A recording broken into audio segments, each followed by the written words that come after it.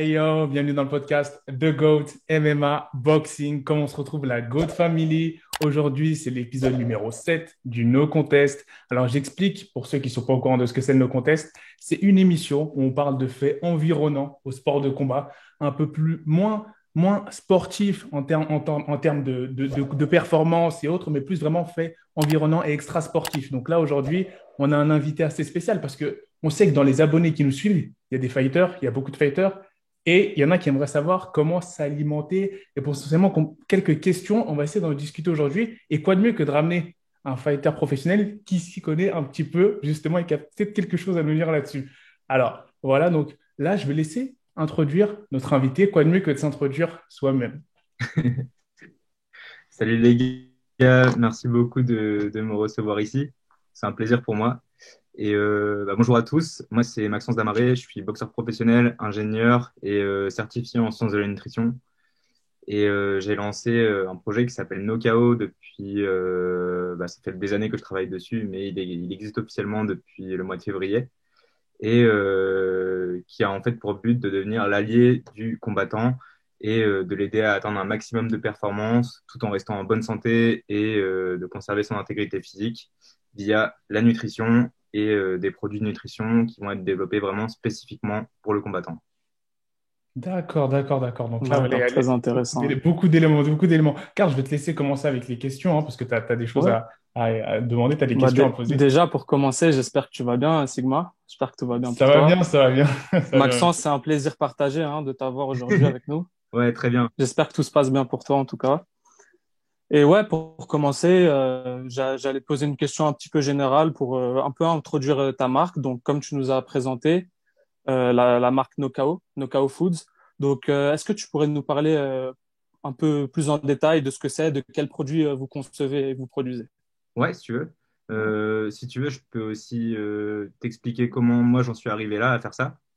Ouais, ouais, pourquoi pas, Ça ça va serait peut-être un peu plus intéressant, ouais, parler pour à nous de tout le monde. savoir. Exactement, ouais.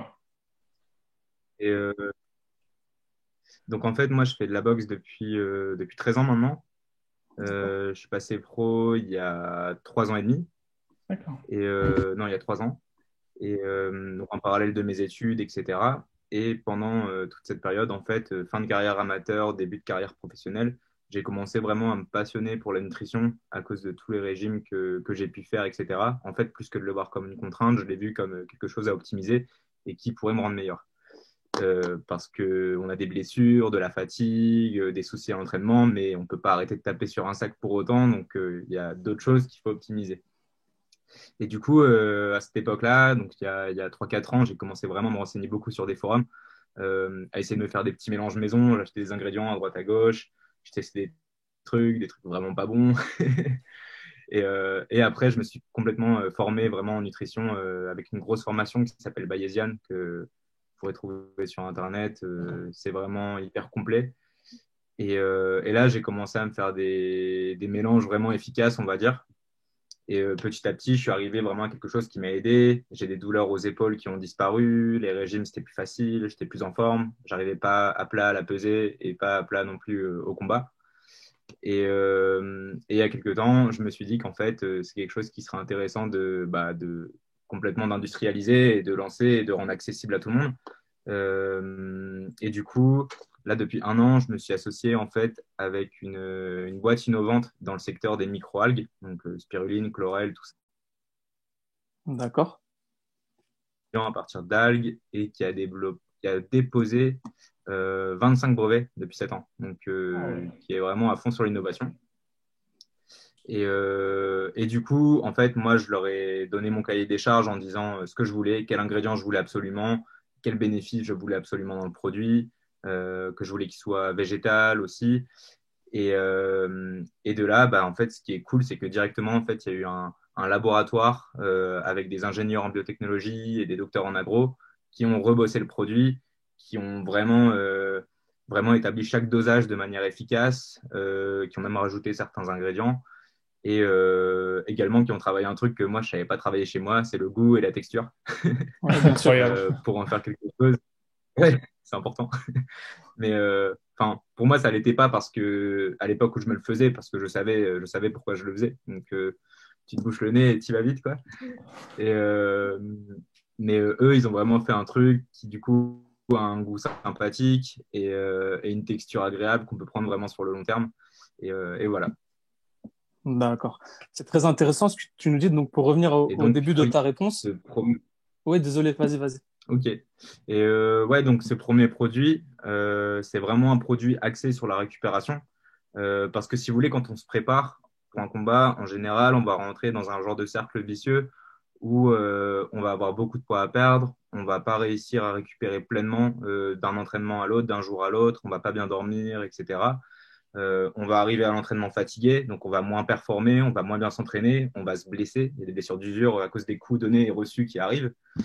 Et moi, vraiment, ce que je me suis dit, c'est qu'en fait, ce cercle vicieux, on peut le changer en cercle vertueux où la personne récupère totalement entre chaque entraînement et est capable de se donner à fond l'entraînement, donc de perdre aussi du poids plus facilement, mais aussi d'être plus performant, en fait, d'une manière globale et à fond le jour J. Et là, du coup, c'est axé sur la récupération avec dedans un mélange de protéines végétales qui est optimisé vraiment pour le maintien musculaire. Donc, tu as des protéines de pois, de riz et de fèves dedans. On a aussi des microalgues, de la spiruline et de la chlorelle qui apportent tout un côté antioxydant, anti-inflammatoire et qui aident au transport de l'oxygène dans le sang. Il y a des BCAA qui sont là aussi pour aider à la synthèse des protéines. Il y a un mélange de glycine, de vitamine C et de calcium qui aide à régénérer les cartilages et les os pour protéger les articulations et les os. Et enfin, du magnésium pour réduire la fatigue et la récupération globale. Et un petit arôme naturel de vanille aussi. Voilà. Excellent. Excellent, D'accord. excellent. Moi, j'ai une question à poser rapidement. Euh, Comment tu fais? Parce que déjà, avoir une carrière de professionnel, c'est assez rigoureux, c'est assez intense au niveau de la charge de travail, des entraînements et autres. Comment tu as fait, toi, sachant que tu fais de la boxe depuis 13 ans, pour allier études d'ingénieur, projet d'entrepreneuriat et carrière professionnelle? Est-ce que ça n'a pas été un peu overwhelming, comme disent les Américains, un peu gros? Quelle a été ta clé pour gérer tout ça? Il n'y a pas vraiment de clé en fait, ça a été plus une capacité à s'adapter chaque jour, mais surtout de la passion et de l'envie pour chacune des choses que j'ai fait. Franchement, sans envie, en fait, tu peux pas le faire, quoi. Et bah, la boxe, pour moi, ça a toujours été logique de continuer. Si tu veux, à la fin du lycée, moi, de base, mon projet, c'était de devenir militaire. Donc, j'étais parti en prépa militaire à Saint-Cyr. Mais j'avais aussi un autre rêve qui avait grandi en moi pendant ces dernières années, c'était de devenir boxeur pro. Et assez vite là-bas, on m'a mis en tête que je pouvais pas faire les deux. Un jour, on m'a mis un ultimatum, on m'a dit, bon, bah, maintenant, tu choisis, c'est la boxe ou Saint-Cyr. Et moi, à ce moment-là, en plus, je venais d'être champion du Nord, j'étais bien parti pour les régionales, etc. Donc moi, je voyais la chose bien se profiler au niveau boxe. Et à partir de là, me suis dit, OK, si j'arrête l'armée maintenant, je peux y revenir plus tard. Par contre, la boxe, si je stoppe maintenant, en fait, c'est fini pour toujours, quoi, parce qu'après, j'aurai trop de retard. Du coup, j'ai stoppé Saint-Cyr. Je me suis mis à fond sur la boxe. Et au bout de quelques temps, en fait, où je n'avais plus que l'entraînement bah, au quotidien, je me suis un peu ennuyé dans les moments où tu t'entraînes pas. Et du coup, j'ai voulu reprendre des études. Donc, j'ai pu reprendre une école qui s'appelle HEI à Lille, et dans ma ville. Et, et j'ai intégré en cours de route. J'ai perdu aucune année du coup dans mon cursus. Et voilà. Et puis après, bah, tout s'est fait avec passion en fait. Et puis finalement, je trouve qu'on manque pas tant de temps que ça. Parce que moi, tu vois, tout le temps que je passais à la salle à m'entraîner, en fait, les autres à l'école, ils le passaient à boire des coups.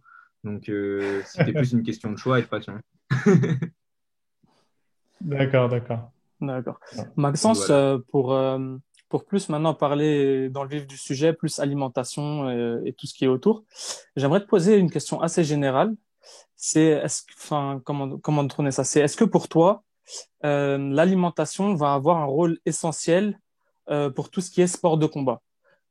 Pourquoi je te pose cette question? Parce que par exemple, pour les athlètes qui font par exemple de la musculation ou du powerlifting, on sait que l'alimentation, ça a une part très très importante dans leur routine. Ils doivent peser au gramme près, voir les calories, tous les macros, etc. Et j'aimerais avoir ton avis pour ce qui est enfin, grâce à ton expérience personnelle, tu pourras nous dire pour ce qui est des sports de combat, des gens qui pratiquent les sports de combat à haut niveau. Alors ouais, bien sûr, la nutrition, ça fait vraiment partie de la préparation.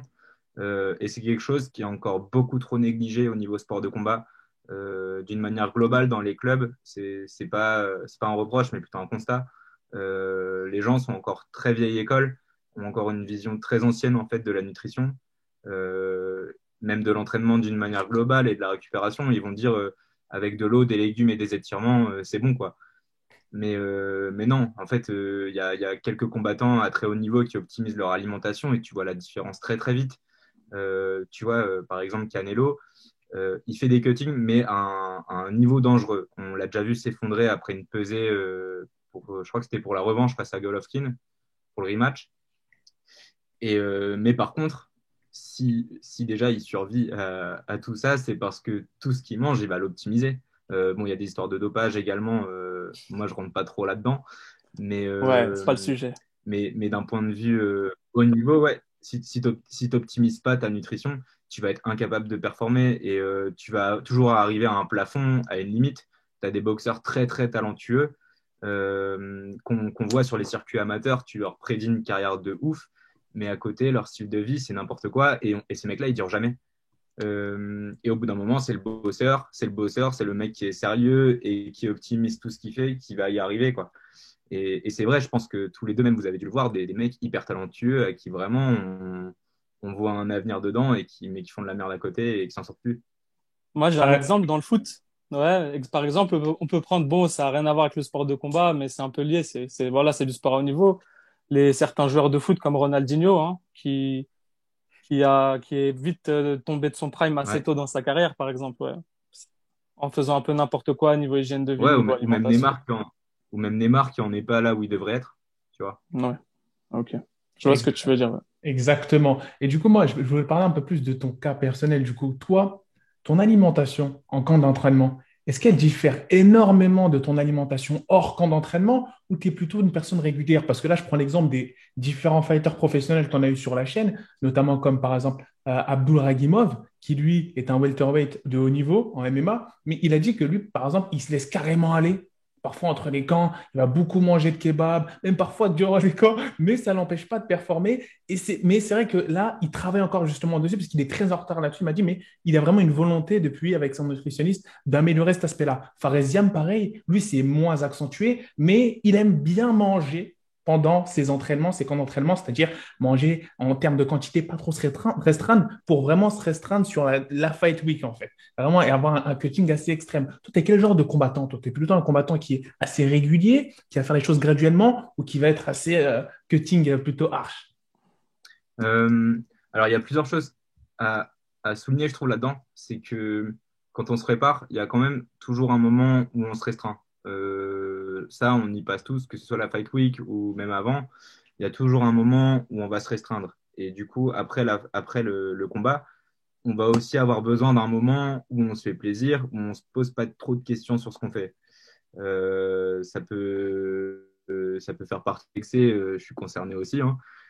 Mais derrière, tu vois, par exemple, je pense que Faresiam, je sais pas, je le connais pas personnellement, je sais pas comment il mange aussi d'une manière globale, mais je pense qu'il se restreint pas il ne se restreint pas sur le volume, mais que par contre, les choix en termes d'aliments, eux, sont restrictifs. Parce que moi, je suis pareil quand je suis au régime, que je prépare un combat, je vais privilégier à fond le volume alimentaire, mais par contre, je vais consommer des aliments qui sont très faibles en calories.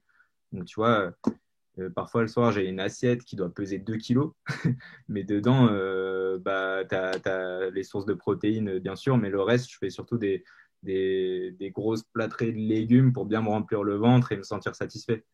Et en dehors de la préparation, ouais, tu as toujours au moins une semaine où tu te dis, bon, bah, là, j'ai envie aussi de sentir que je fais ce que je veux quand je veux, ce que j'ai pas pu faire pendant quelques mois et tu te fais plaisir, tu vas manger un peu n'importe quoi, mais après, je pense que ça te réécœure assez vite et tu te remets à avoir une alimentation plus équilibrée, mais en restant flexible ensuite, quoi. Mais tu es obligé de te restreindre dans la préparation pour moi, à moins que tu combattes à ton poids naturel et que tu sois quelqu'un de très, très stable d'une manière globale.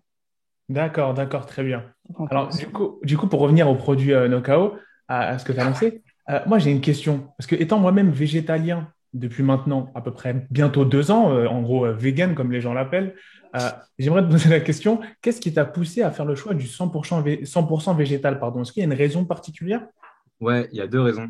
Euh, la première, c'est que je vais pas le comparer à de la viande ou quoi que ce soit, je vais le comparer vraiment aux autres suppléments. Donc la whey, par exemple, Ouais. bah, c'est assez difficile à digérer. Je pense qu'on a tous entendu au moins une fois, la whey, ça fait péter. On l'a tous entendu, je pense. Et au bout d'un moment, moi, j'en consommais, j'ai commencé à en avoir marre aussi du goût chimique, de ces remous dans le ventre à chaque fois que tu la consommes. Et en fait, tu te sens pas bien, quoi. Tu dis que tu as mangé suffisamment de protéines, mais au fond, t'es pas bien. De là, je me suis mis à tester avec des protéines végétales. Et bah, la digestion, elle est beaucoup plus confort et ça change énormément de choses. Et le truc, c'est qu'en fait, par contre, dans les protéines végétales, une source de protéines végétales, par exemple de la protéine de pois, elle va être moins complète en termes de profil d'acides aminés qu'une whey, tu vois. Et donc, c'est pour ça que sur le dosage des protéines, sur le mélange des sources, etc., il faut optimiser les différentes sources sur différents ratios pour avoir un aminogramme aussi complet. Ce qu'on a fait avec le produit pour qu'elle soit bah, pleinement synthétisée, quoi. Et donc voilà, première raison pour moi, c'était la digestion et du coup, par extension, l'aspect santé.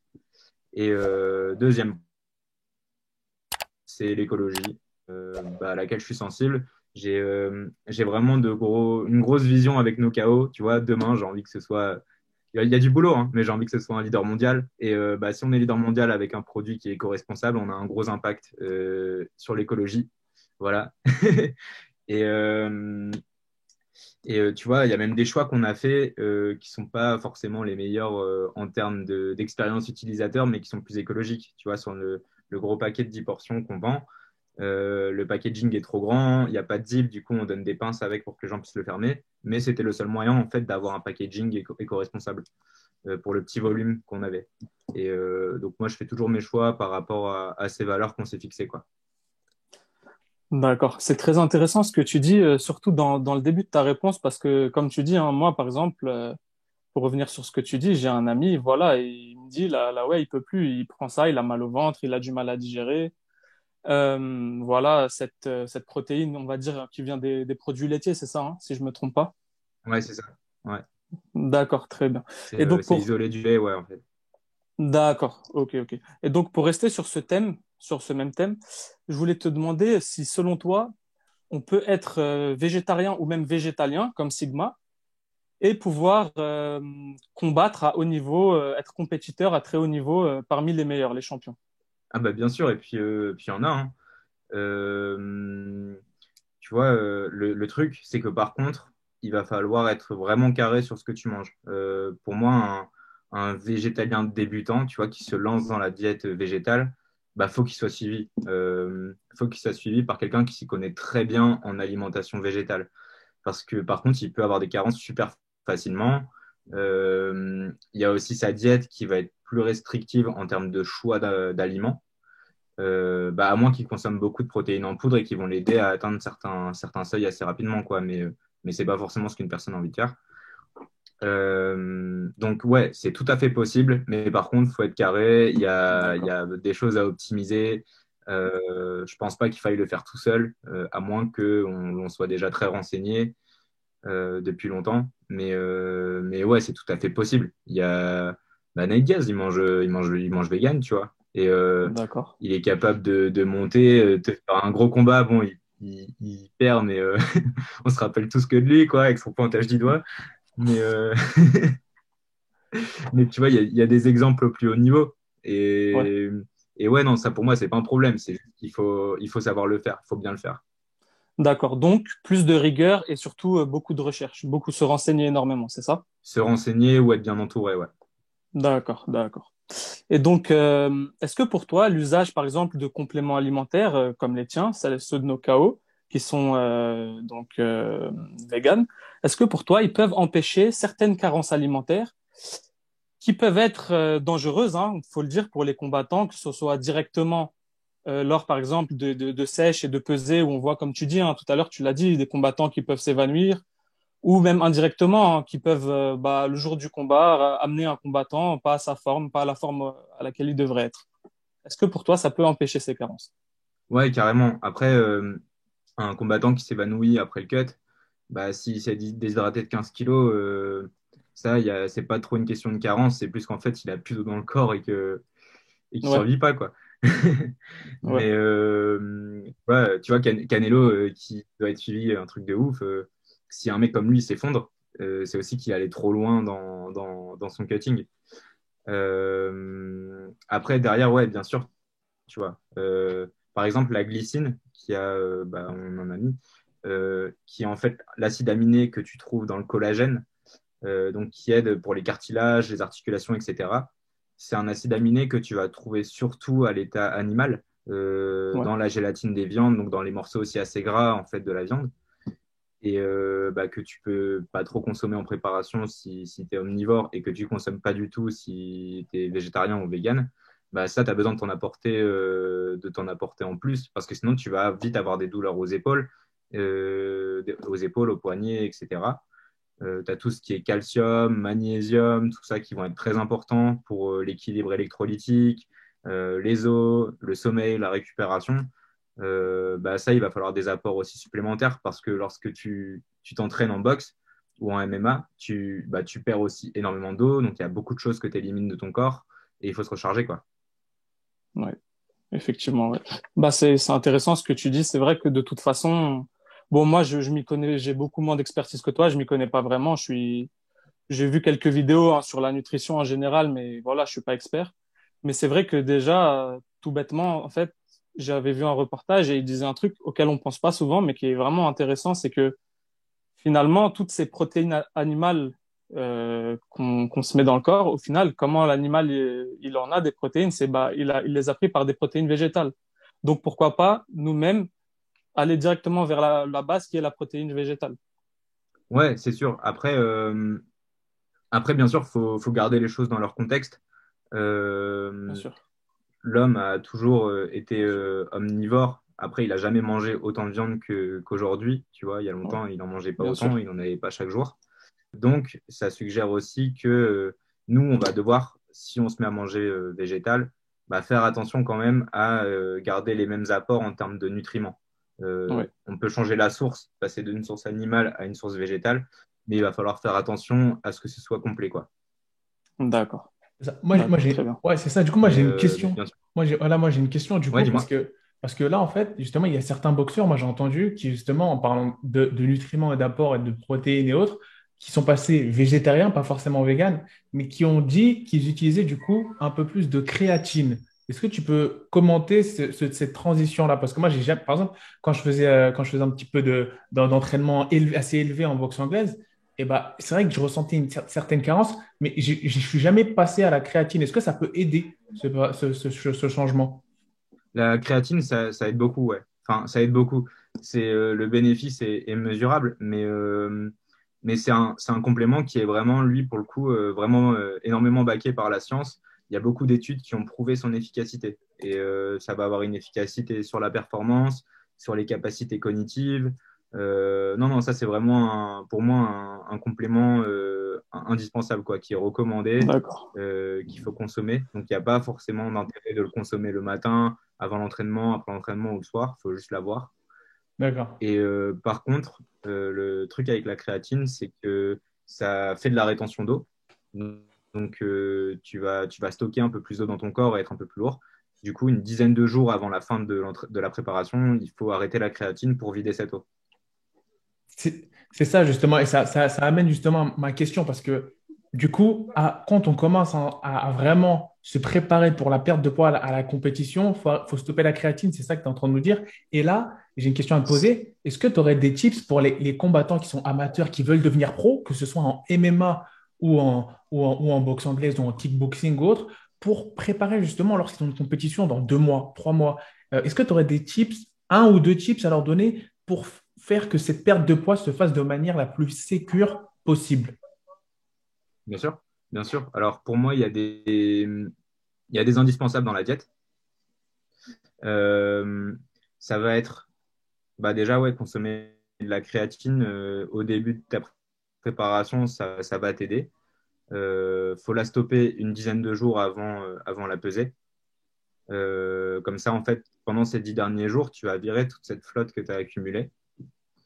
Ensuite, il faut manger suffisamment de protéines. Donc, pour un combattant, là, tu vois, en fait, c'est hyper individuel à chacun. Mais une recommandation assez générale, c'est d'être entre 1,6 et 1,8 grammes de protéines par kilo de poids de corps.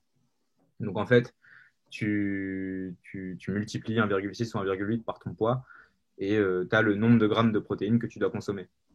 Ensuite, pour le reste, les glucides et les graisses, pour une personne qui est plutôt novice en nutrition, je préfère pas, tu vois, imposer de ratio là-dessus et la laisser assez libre tout en respectant un maximum calorique pour qu'elle perde du poids. Et les 10 derniers jours avant la pesée, là par contre, ou les 7 derniers jours, le boxeur il peut couper les glucides pour entrer en diète cétogène. Et c'est pareil, l'objectif, c'est également en fait de vider ton corps des stocks de glucides qui maintiennent dans ses muscles. Et en fait, 1 gramme de glucides, ça retient 2 à 3 grammes d'eau. Et donc, ça peut te faire perdre 2 kilos comme ça, en fait. Ça ne te fera pas perdre plus de gras, mais ça te fait perdre de l'eau. Et tu vois, en coupant la créatine et les glucides, tu vas perdre 2 kilos comme ça, tu vois. Et moi, quand je prépare un combat, tu vois, imagine, je suis au début de ma préparation, je boxe dans 2 mois, j'ai 8 kilos à perdre, je vais planifier une perte de gras de 6 kilos, et les 2 derniers, c'est la flotte. D'accord. Incroyable, Très incroyable. intéressant. Ouais, j'allais te poser la question, mais tu as complètement répondu, hein. Parce que moi, je parlais justement de ce que je regardais quand je préparais mes petites sèches en amateur. Je regardais des vidéos justement américaines de nutritionnistes qui disaient 30% de fat, 30% de carbs, glucides et 40% de protéines. Mais c'était pas adapté à moi. En fait, j'étais un peu perdu, tu vois, je savais pas où les chercher. Et là, tu vas nous donner justement des éléments qui répondent parfaitement à cette question. C'est ça, en fait. Bah, Le truc avec ces pourcentages qui sont donnés, 30, 30, 40, etc., c'est qu'en fait, ça permet pas d'individualiser la chose. C'est hyper indépendant de l'objectif de la personne. Tu vois, dans un objectif de perte de gras, tu vas pas respecter ces ratios. Tu vas surtout faire par rapport à ce que tu peux manger à ce moment-là. Imagine, tu peux manger, je sais pas, un montant assez faible de calories. Tu vas d'abord faire attention à manger suffisamment de protéines pour récupérer et manger suffisamment de graisse pour tout ce qui va être hormonal, etc. Et ensuite rajouter les glucides en complément. Mais c'est assez difficile du coup d'avoir en tête un ratio idéal, quoi. Je pense que c'est vraiment indépendant de l'objectif, de la personne, de sa taille, de tout. Enfin, voilà quoi. Excellent. ok. Maxence, là, pour revenir un peu sur toi et quitter un peu le sujet de l'alimentation, comme moi et Sigma, on est un peu des petites fouines, tu vois. On est allé checker ton Insta, on est allé stalker un petit peu. Et on a vu que tu t'étais entraîné au MMA Factory, toi qui fais de la boxe anglaise. Et du coup, on a voulu te demander si est-ce qu'il y aurait pas possiblement une petite transition vers le MMA, en tout cas, que ça soit sur moyen ou long terme ou même court terme. Ouais, en vrai, j'y pense beaucoup. J'aime beaucoup le MMA, déjà en tant que fan, que spectateur. Et en fait, si vous voulez, pour mon projet, j'ai déménagé de Lille à Paris. Donc, il fallait que je trouve également un D'accord. nouveau club de boxe. Et je me suis dit, pourquoi pas essayer totalement autre chose. Et du coup, je suis allé faire quelques entraînements au Factory, quelques sparring, etc. J'ai bien aimé, ça s'est bien passé. Après, j'ai pas encore le temps de m'y consacrer sérieusement parce que le développement de nos KO, ça me prend énormément de temps. Ouais, on imagine, bien sûr. Plutôt, là, je m'entraîne au NR Fight en ce moment. J'aime bien ce club. Et sinon, je m'entraîne toujours un petit peu en boxe avec l'équipe du Red Star à Saint-Ouen, qui est une super équipe d'ailleurs. Jamel, Eric, Wissem, tout ça. Big up à eux, hein. Et donc voilà, j'ai encore les deux en tête. Euh, Big up à eux. Pardon? Ouais, carrément, carrément. Big up à eux et big up aussi à mes coachs à Lille, hein. Eux, je les oublie pas non plus. C'est mes frères, Rémi, PH, Simon, tout ça. Enfin bref. Mais, euh, mais ouais, ouais, la transition vers le MMA, j'y pense. J'ai encore beaucoup de boulot, surtout au sol. Mais ouais, ça pourra arriver, un de ces quatre. Je n'ai pas encore de date en tête. Bah, on espère te voir un peu plus donc dans cette discipline que moi et Sigma on affectionne particulièrement. Et ouais, pourquoi pas, peut-être un jour un premier combat pro en MMA, on te le souhaite en tout cas. Et pour rester dans cette comparaison, tu vois, un peu MMA boxe, Merci. on sait, voilà, que dans les différentes organisations des deux sports, ou même plus généralement pour les deux sports, les catégories de poids sont un petit peu différentes. Je te prends l'exemple des poids légers, par exemple. Voilà, à l'UFC et même dans toutes les autres organisations, les poids légers, c'est environ 70 kilos ou 69,5, quelque chose comme ça environ. Mais par exemple, pour la boxe anglaise, ça va être entre 56 et 60 kilos, les poids légers. Tu penses quoi, pour toi, c'est quelle discipline, on va dire, qui est la plus restrictive au niveau des poids, au niveau des catégories de poids? Alors, si on compare la boxe amateur avec le MMA, c'est plus ou moins la même chose parce que tu D'accord, vois, les poids moyens, enfin, sans penser au nom des catégories, tu vois, les écarts de poids entre les catégories sont pas très loin. Par d'accord. contre, en boxe anglaise, là, tu vois, pour le même écart de poids, tu vas avoir deux ou trois catégories. Et du coup, je pense que c'est plus restrictif en MMA Ouais. parce qu'en boxe, tu peux facilement boxer à plus léger que ce que tu peux faire. Je parle en termes de cutting, par exemple. Et donc, ça va être un peu moins dangereux. Après, en MMA, par contre, tu vois, si après ton cutting, après avoir déjà bien souffert, tu es à 72 kilos, bah, c'est un peu chiant en fait parce que tu vas avoir du mal à descendre en dessous de 70 et du coup d'être dans une catégorie où tu vas être avantagé. Et par contre, tu vas combattre contre des mecs qui font 77 kilos mais qui en réalité en font 90, tu vois. Donc je trouve ça plus difficile en MMA. Ouais.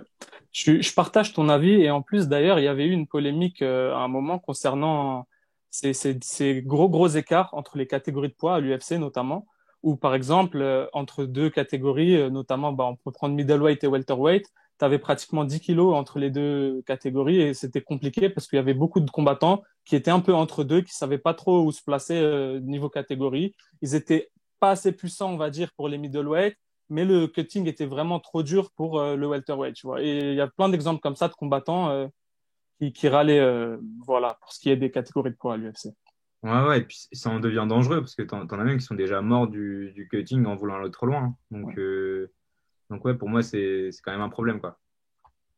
C'est ça. D'ailleurs, pour revenir sur cette polémique-là que tu as évoquée, Karl, c'est vrai que l'UFC même avait pensé, il y avait même une pétition, si je ne me trompe pas, qui a été lancée par Kevin Lee et d'autres fighters pour en gros créer une catégorie intermédiaire qui serait le 165 pounds, si je ne me trompe pas, en gros 165 livres, un truc du genre, je ne sais plus ça fait combien de kilos, mais ça a été visiblement abandonné. Mais c'est vrai que ouais, ce serait peut-être étudiable, envisageable, parce que là, il Ouais. faut faire attention, il faut voir qu'il y a encore des difficultés en ce moment, ça devient de plus en plus dur pour les fighters même jeune, hein, jeune à faire le Ouais, poids. C'est pas forcément même en fin de ouais, carrière. ouais.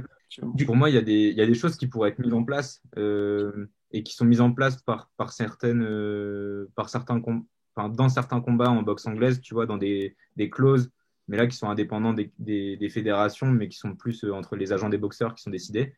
C'est en fait une nouvelle pesée le lendemain, donc le jour du combat, et le boxeur n'a pas le droit d'avoir repris plus de temps de poids. Et donc ça permet aussi d'éviter des cuttings trop vénères. Ouais. Ou alors ça peut aussi par Ouais. contre aller dans l'autre sens, où le mec t'es pas bien réhydraté. Enfin, voilà. Donc il y a toujours un double côté un peu méchant là-dessus, mais ouais, je pense faut réussir à mettre un terme à tout ça, quoi. C'est ça, c'est ça. Ouais. Ouais. Donc, pour un peu essayer de changer un peu de thématique, un peu parler un peu plus sportif, est-ce que tu pourrais nous dire quel est ton boxeur ou ta boxeuse préférée, favorite actuellement, qui t'inspire le plus, que ce soit sur le côté technique ou de par sa personne, sa personnalité et son impact sur le sport? Ouais, mon boxeur préféré, c'est Gennady Golovkin. J'adore ce mec. Tu sais, j'adore la photo où il y avait un mème qui était fait sur lui, où tu le vois dans un petit polo blanc, tout droit comme ça, tout gentil, avec un sourire. Et à côté, tu vois une autre photo sur le ring où il est couvert de sang, mais il n'y a pas une goutte qui vient de lui. Et ouais, c'est vraiment un type, en fait, il te détruit sur le ring. Et par contre, c'est le mec le plus gentil que tu puisses croiser en dehors, quoi.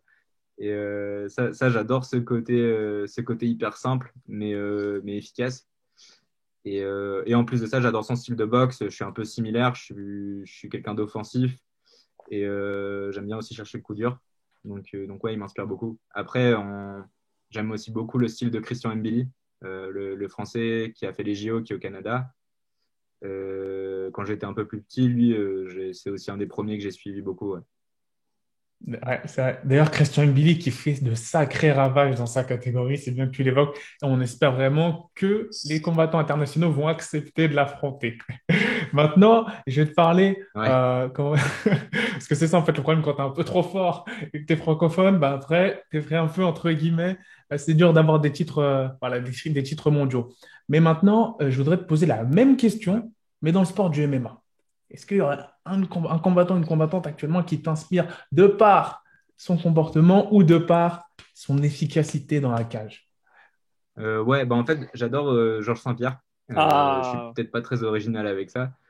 Mais, bonne réponse, bonne réponse, bonne mais tu réponse. vois, déjà, ce que j'aime bien, c'est... Merci, merci, on se comprend. On se Mais comprend, je t'inquiète. disais quoi, ce que j'aime bien en fait, c'est que je disais ce que j'aime bien en fait, c'est que lui déjà, en commençant le MMA, il connaissait pas le sol. Il a su apprendre vite et de s'adapter à tout type d'adversaire. Tu vois, il frappe aussi bien au sol que debout. Enfin, il est capable de moduler ça en fonction de l'adversaire. C'est un grand champion et c'est aussi quelqu'un qui est naturel, qui est totalement contre le dopage, qui a toujours été honnête et transparent vis-à-vis de ça. Et j'aime beaucoup ça, quoi. Je trouve que c'est tout à son honneur, quoi. Ça le rend encore plus grand. Excellent, Ouais. excellent, Et pour excellent. continuer à parler en bien de Georges Saint-Pierre, je voulais ajouter aussi, comme il dit, hein, c'est un combattant de base qui vient, je crois, du karaté et tout. Et il a su être un des meilleur lutteur de sa catégorie, avec un des meilleurs ratios de takedown. Voilà, il était vraiment surprenant, vraiment impressionnant sur ses amenés au sol et ses timings. Et ça a été vraiment un des premiers grands champions à être ultra complet sur tous les niveaux. Ça a été vraiment un des pionniers sur ça avec Ouais. John Jones et même un peu avant John Jones. Voilà, et c'est pour ça que on aime Georges Saint-Pierre. Voilà. Exactement, exactement. Et du coup, là, je voudrais parler un peu plus discussion et un peu sortir du format, il nous reste à peu près 5 10 minutes, sortir du format interview. Les mecs, vous, qu'est-ce que vous pensez d'un combattant comme Canelo, qui a commencé sa carrière, si je ne me trompe pas, en léger ou super léger, si je ne me trompe pas, et en milieu de carrière, parce qu'il n'est pas du tout en fin de carrière, hein.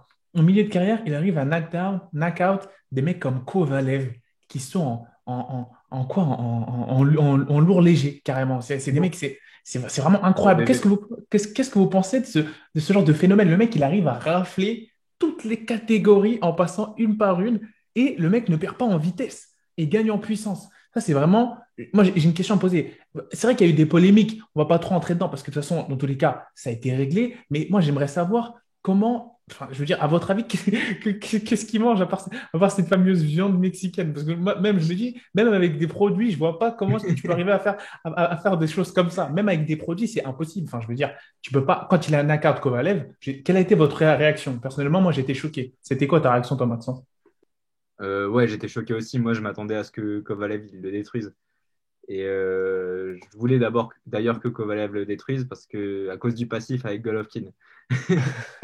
Mais, mais non, je pense que Canelo, c'est un mec qui en fait déjà a un gros avantage sur tout le monde. C'est que très petit, il avait déjà beaucoup d'expérience. Tu vois, il est passé pro à 14 ans.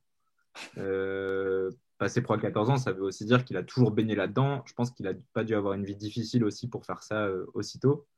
Pas une vie facile, pardon. Et, ouais, à 20 ans, ouais, je crois que c'est dans ces eaux-là qu'il a affronté Mayweather. Tu vois, il a affronté déjà des mecs comme ça. Donc, en fait, il était même encore super loin de sa maturité et il avait déjà affronté les meilleurs. Et là, je pense qu'il est en train seulement maintenant d'arriver à maturité dans sa carrière. Donc, il a encore de belles années devant lui. Il va encore pouvoir détruire beaucoup de monde et beaucoup de catégories de poids. Et, et ouais, non, je pense qu'il a fait les bons choix. Il a aussi été bien encadré. Et ouais, il y a peut-être aussi les saucisses mexicaines au camp de Lutérol qui ont dû avoir un petit effet. Mais bon, pour moi, ça reste anecdotique et c'est plus pour ses combats contre Golovkin que sa carrière globale, quoi. Effectivement, effectivement. Est-ce que Karl, tu as un mot à ajouter Ouais, sur ce... ouais, non, c'est vrai que c'est très impressionnant en boxe. Moi, je voudrais aller même plus loin. En boxe anglaise, il y a énormément de grands champions qui ont cette capacité vraiment incroyable à être champion dans une grande panoplie de catégories. Je pense notamment à Pacquiao qui commençait, je sais plus à quel point, mais il était vraiment beaucoup plus léger que maintenant.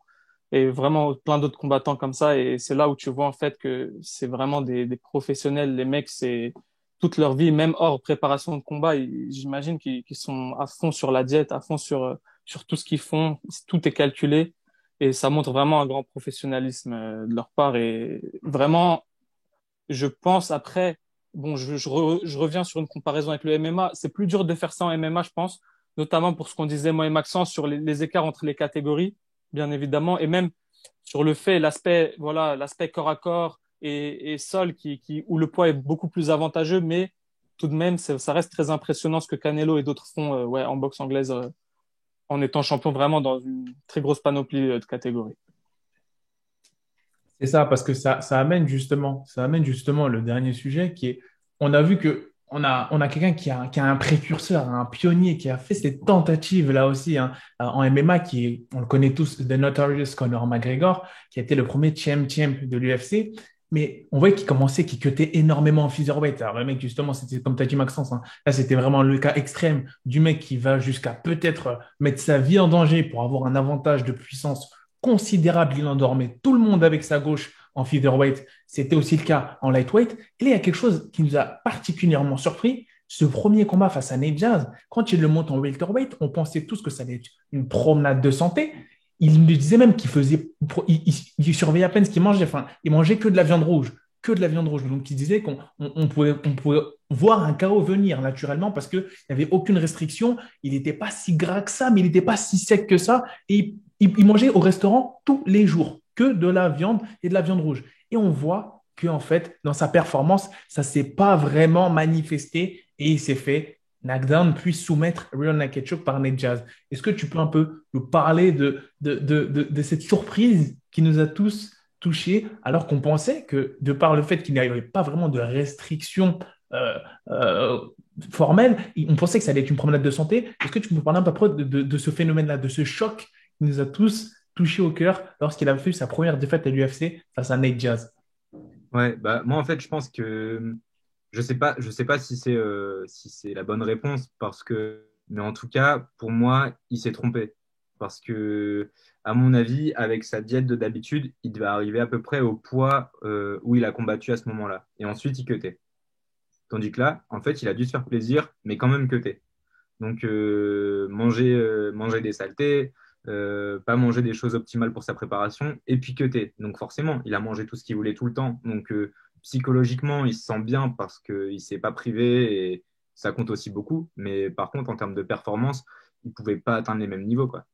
Et même si psychologiquement, on se sent bien, par contre, je pense que, en tout cas, moi, je le ressens beaucoup parce que je l'ai déjà fait aussi des préparations où j'ai pas forcément bien mangé et j'ai cuté à la fin. Le jour J, en fait, dans ta tête, tu te dis que tu t'es pas préparé à 100% et ça te met quand même beaucoup de doutes. Donc, pour moi, ça a dû jouer aussi. Et pour rebondir sur ce que tu dis, Maxence, c'est un peu aller plus loin. Moi, je vais te poser une question parce que moi, en tant que voilà qu'amateur de sport de combat et de sport en général, j'ai pas vraiment de connaissances poussées. J'ai jamais fait de sèche, quoi, en gros. Et j'aimerais te demander, est-ce que la viande rouge, par exemple, est-ce que c'est vraiment à éviter lors d'une préparation de combat ou même un peu avant de commencer sa sèche? Est-ce qu'il y a des inconvénients à manger de la viande rouge?